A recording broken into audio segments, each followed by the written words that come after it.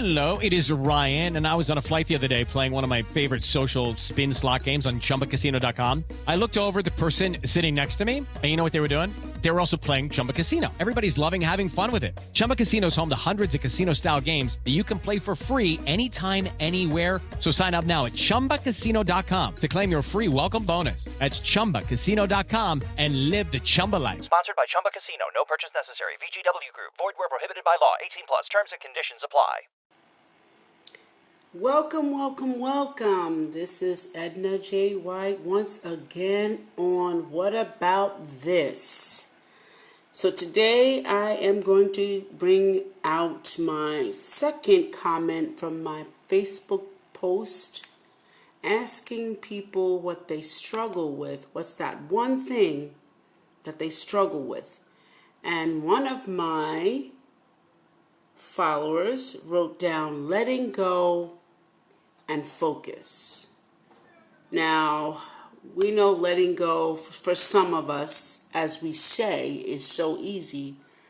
And it's just as quick as turning your head, clicking your fingers, turning your head. But is it? Is it really that simple? Because if you've ever created a habit or adaptive a habit, it takes so many days to start to wean away from the actual motor skill involved in it, actual thinking process of it. It takes a very long time. So how do we let go of someone or something?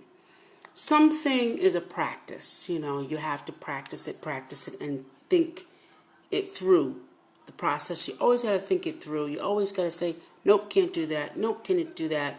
Or I got to do this instead. You're always thinking, replacing, and moving. Thinking, replacing, and moving. But how to let go of someone that you love. And it's usually letting go of someone that you love that disturbs your focus.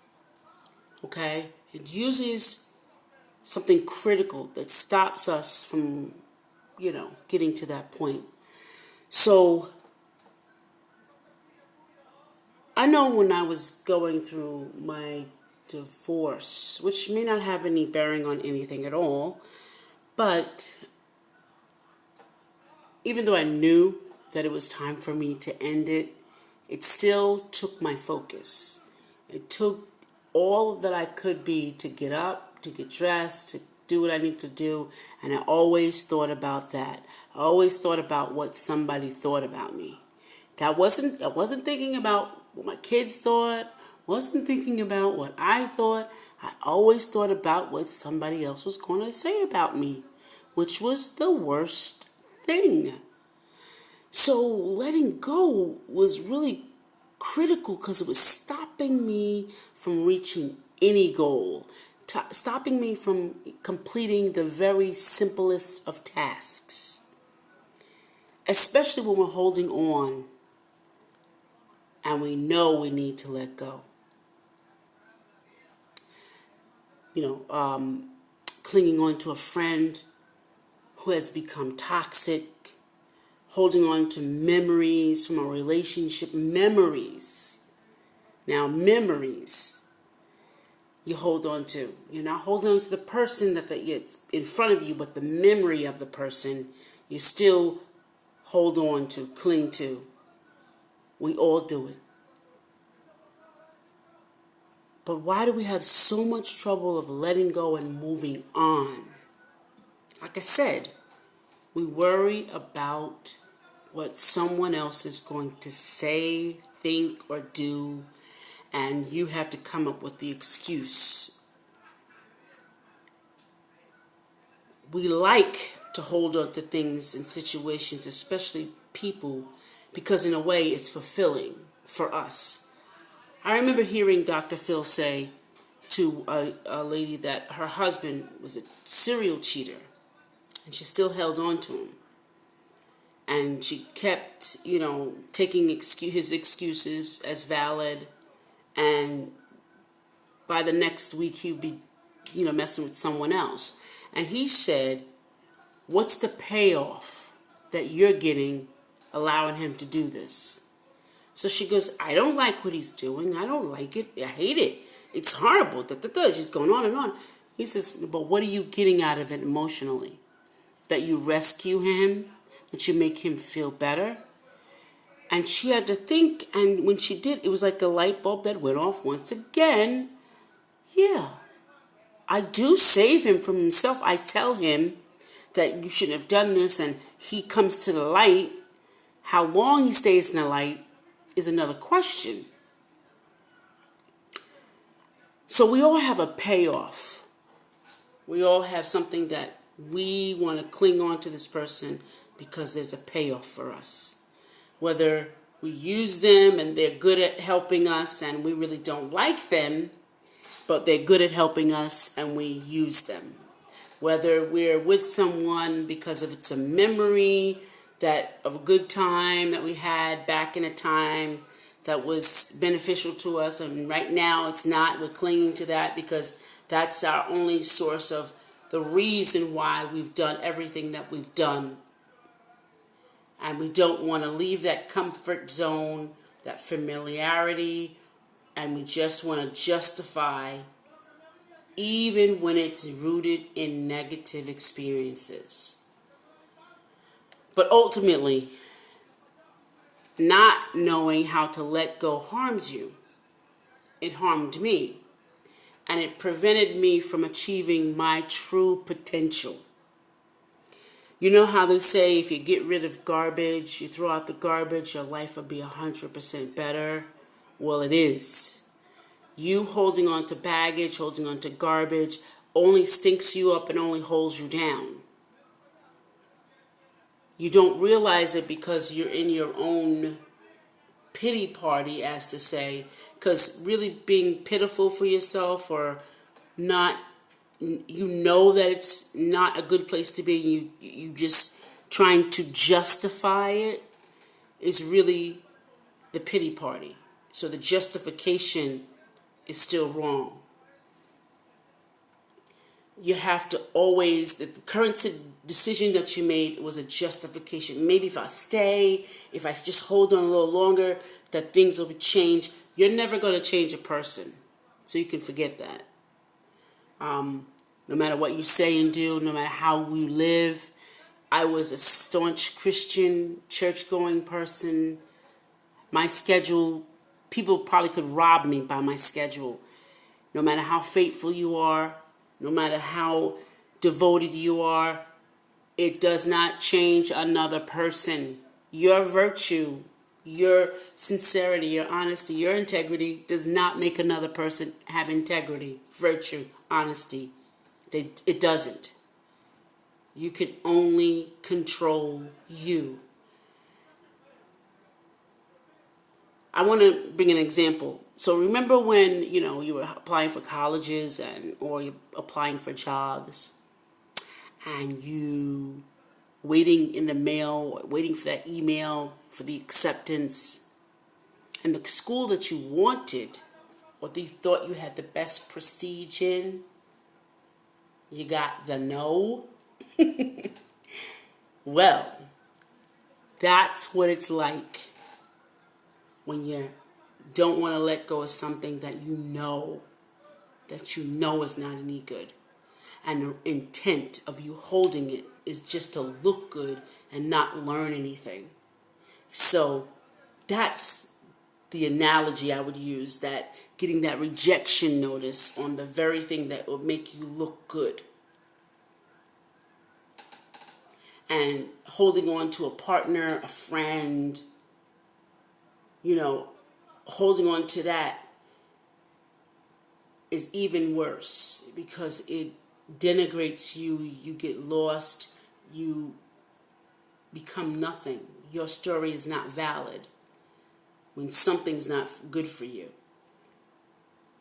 And then you start thinking, like I thought, even when I was getting a divorce, or when I was actually losing a friend, or closed a relationship, a friendship, I thought, I would not even develop any more friendships especially during this pandemic.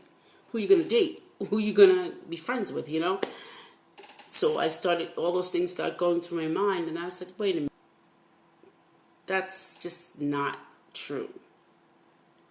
I have to be able to let go of things that do not serve me anymore, of people that do not serve me, that don't compliment. And I don't mean serve like use or whatever. I mean that don't compliment your life. That it means that if we're friends, I support you, you support me in the same level. And then if that doesn't happen, something's wrong on both ends, as friends and as spouses. When you are unable to let go, memories become part of your story and they work against you. You start thinking about all the good times you had and, memories with other people involved, and then you start thinking, well, what are these people going to say? Because they had this beautiful picture of us, and then now this picture is kind of tarnished. Don't you know holding on to things like that holds you back from the possibilities of an extraordinary relationship? You focus your energy on living a inactive, negative, unproductive life, or partnership, or friendship, only to learn that if you do not let go, you will keep that going. But if you do let it go, you will be living positively and proactively. That's why you need to let it go. You need to hear sometimes from other people, what it takes, because not letting it go sucks you of your focus of what you're supposed to be doing normally in life. Listen, I just spoke to someone that told them, if you don't move and if you don't have activity, the world still moves. The sun and moon still goes up and down. The grass still grows. The trees still grow, drop their leaves. The snow or the rain or the wind still moves. People still live. Schools still go forward. Work still goes on, and you're still in the same spot. Nothing stops because you stop. Nothing stops. So how do you let go of someone that's stealing your attention, your love, your focus? How do you do that? Learning how to let go of someone you love, someone you've built a connection with, and whom you shared your life with, is likely one of the hardest things you'll ever have to do. And I know a few things about that. In many cases, it's necessary to let go in order to unlock your life that you deserve. Now, learning when it's time to let go is often the most difficult part of the process. Though each relationship is different now, it's different. And most find the time to end things when the relationship causes them more pain than pleasure, or when trust is broken. You can't rekindle something like that. Deciding how to let go becomes easier when you are certain the time has come and that your future happiness depends on a new start.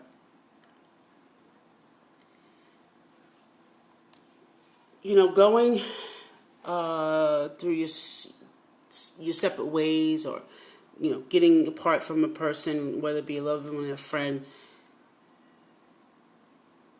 does not have to be filled with anger and judgment.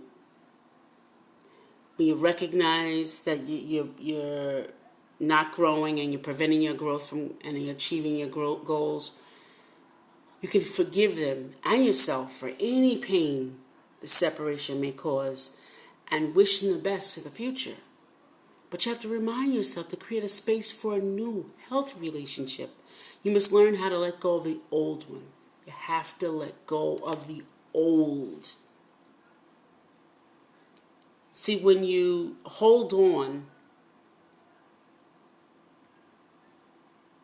to loved ones or friends who no longer are effective in your life, you justify your decision. For example, you tell yourself you can't have a successful relationship because of how you grew up. Your parents argued all the time in front of you, or eventually they got divorced, or they stayed together and they still going through the same thing. You can't let go of the belief that all relationships are bound to fall or stay together, or whatever erroneous belief you have, if you don't believe that there's a healthy romantic relationship or a healthy friend relationship. See, I learned how to be a friend when I moved and lived in China. Some of those friends I have right now, and they still check on me, still are following me on social media, and still, just keep in touch as friends. They told me never to say thank you to a friend, because that's what a friend does. And the things that we went through, we experienced together, I can truly say that they're my friends, because they were there on a moment's call. They were there, if they couldn't get them, they'd call me right back. But it was a healthy relationship. We wasn't over boundary, wasn't too over involved in one another's lives. We could be there and be clear. But in order for you to let go, you have to stop living inside of that story. And you have to let go of some of those erroneous beliefs. Because you are you and they are they. Your parents, your great-grandparents.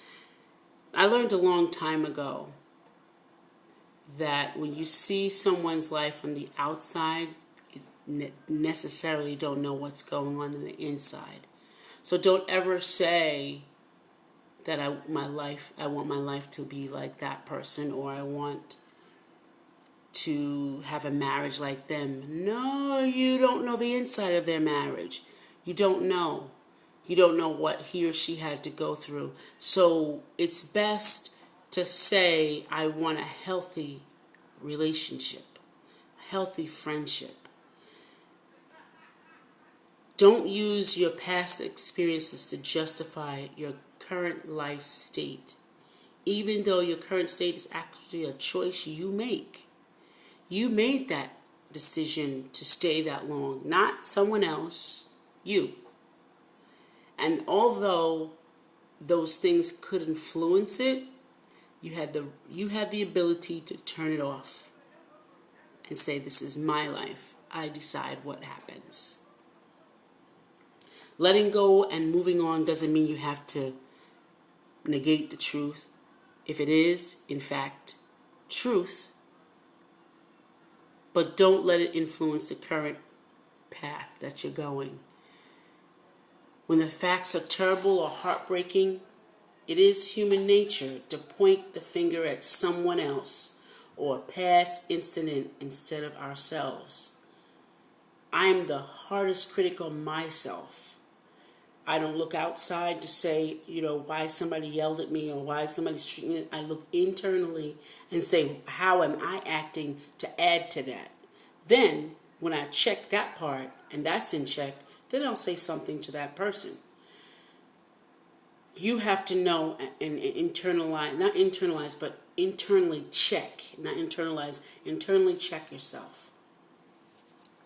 Letting go of a relationship is one of the most difficult things, I say again, to do in your life.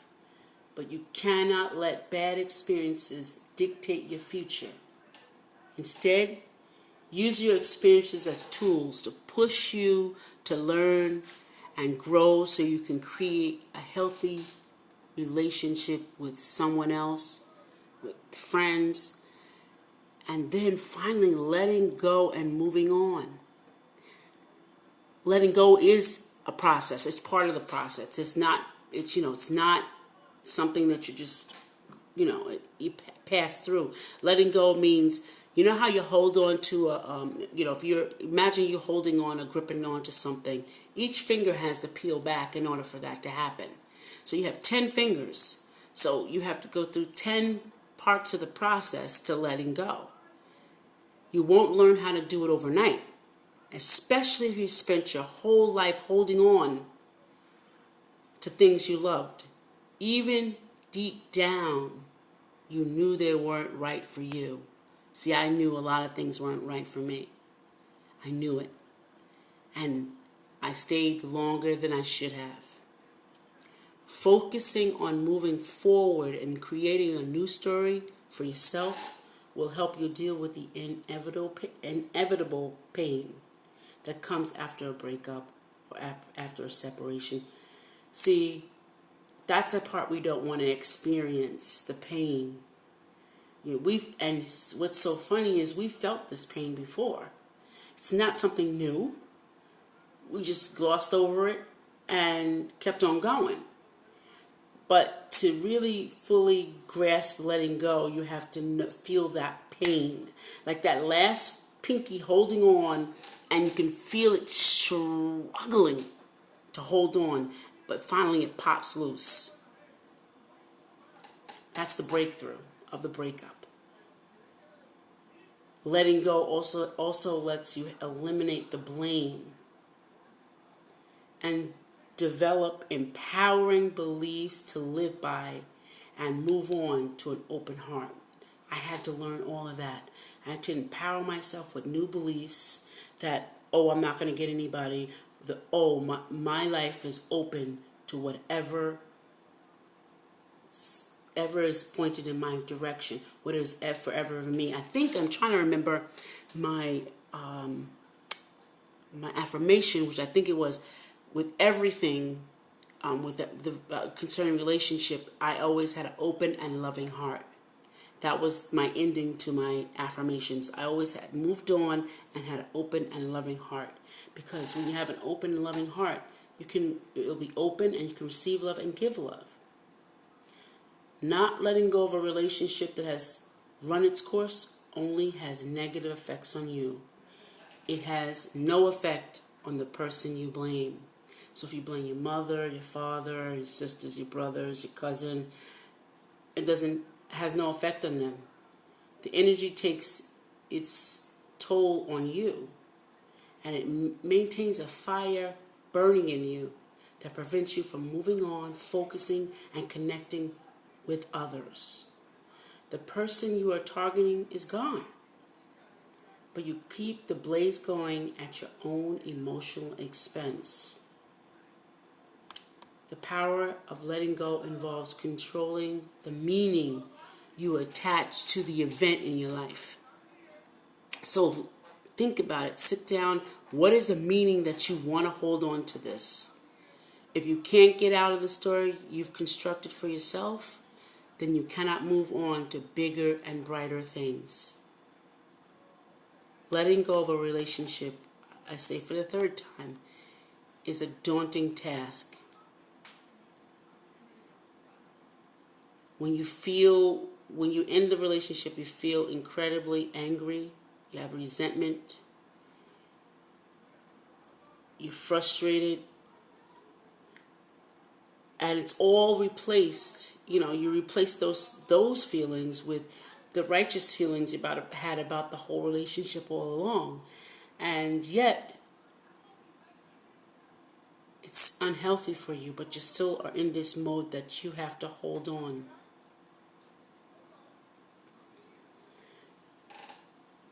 It's certainly part of life, and you have to take the 6 human needs and use those and let go and move on in this relationship, ending it.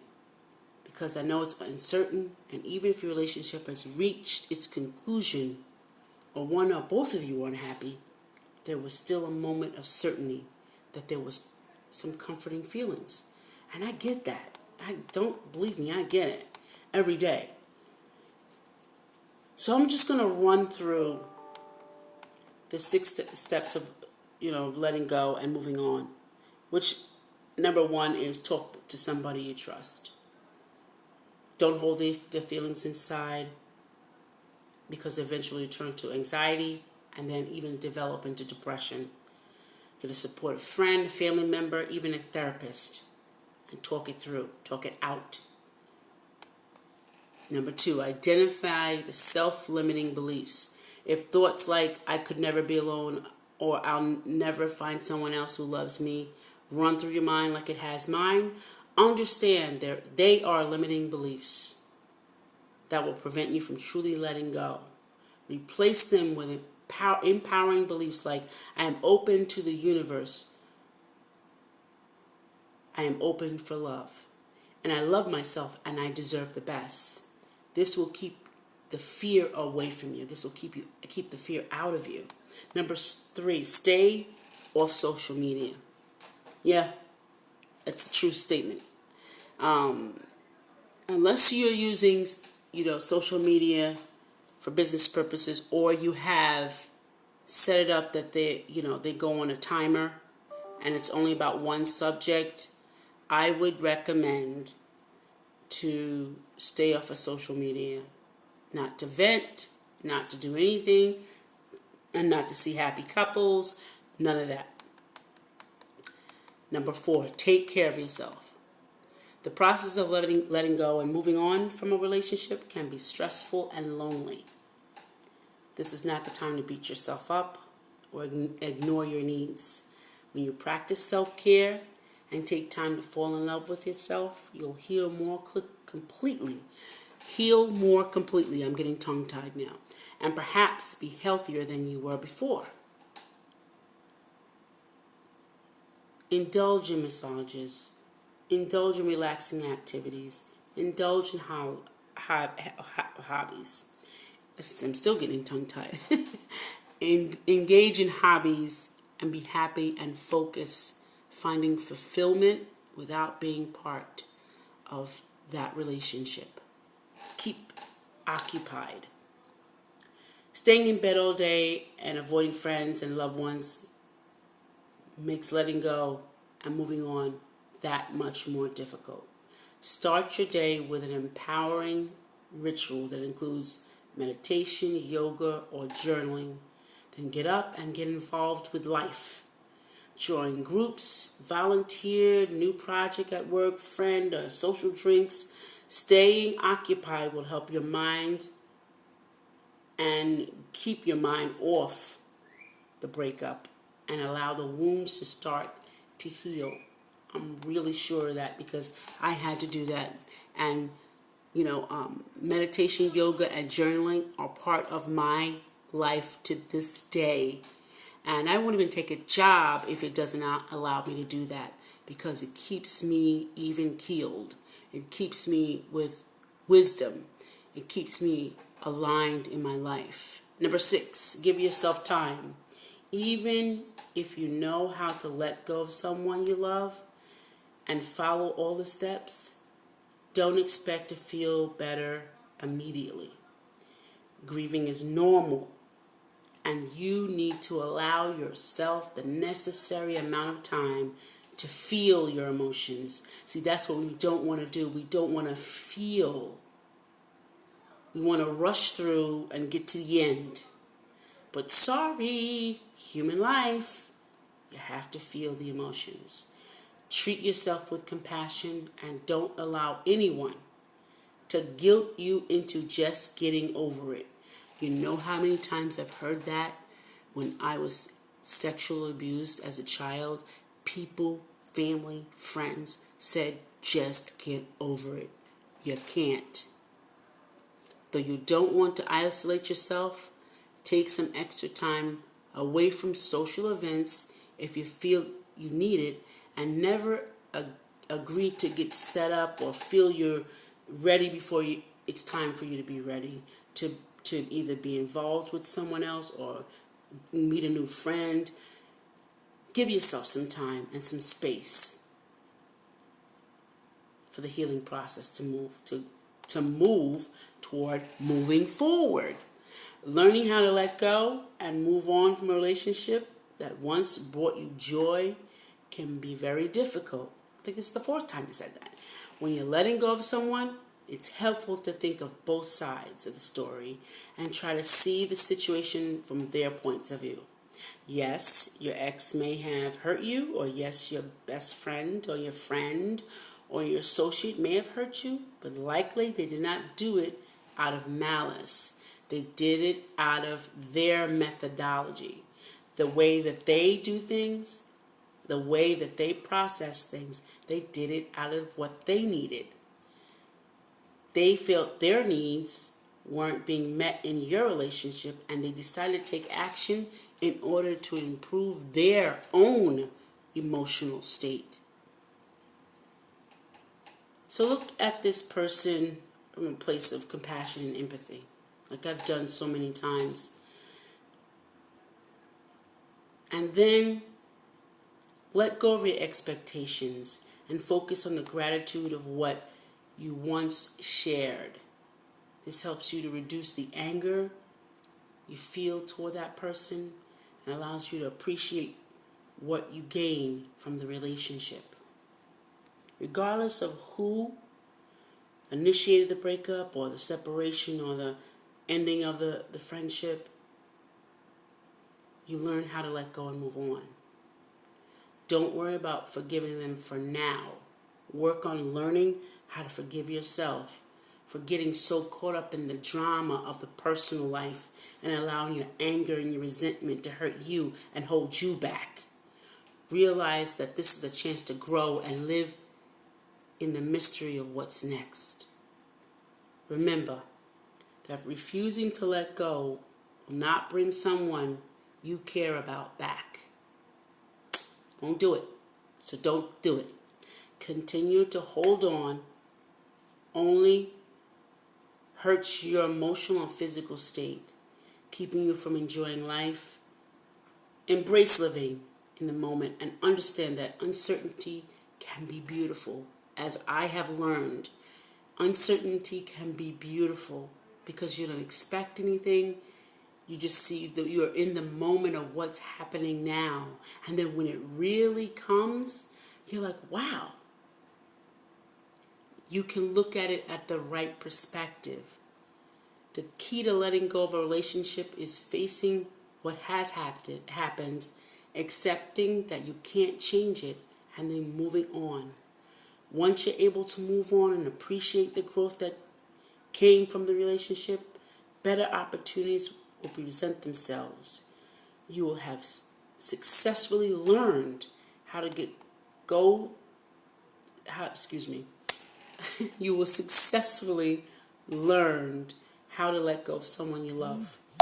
And you can begin writing your new story. I want you to write your story. And I want you to be able to cultivate amazing, extraordinary life. And please disregard all my bumbles and stumbles because it's 8:34 and I am tired. But I thought I'd get this message out to my follower today. This is Edna J. White on What About This? Signing off. Americans love using their credit cards, the most secure and hassle-free way to pay. But D.C. politicians want to change that with the Durbin-Marshall credit card bill. This bill lets corporate megastores pick how your credit card is processed, allowing them to use untested payment networks that jeopardize your data security and rewards. Corporate megastores will make more money, and you pay the price. Tell Congress to guard your card, because Americans lose when politicians choose. Learn more at guardyourcard.com. It is Ryan Seacrest here. People always say it's good to unwind, but that's easier said than done. The exception, Chumba Casino. They actually make it easier done than said, or at least the same. Chumba Casino is an online social casino with hundreds of casino-style games like slots and blackjack. Play for fun. Play for free for your chance to redeem some serious prizes. Sign up now and collect your free welcome bonus at ChumbaCasino.com. Sponsored by Chumba Casino. No purchase necessary. VGW Group. Void where prohibited by law. 18 plus terms and conditions apply.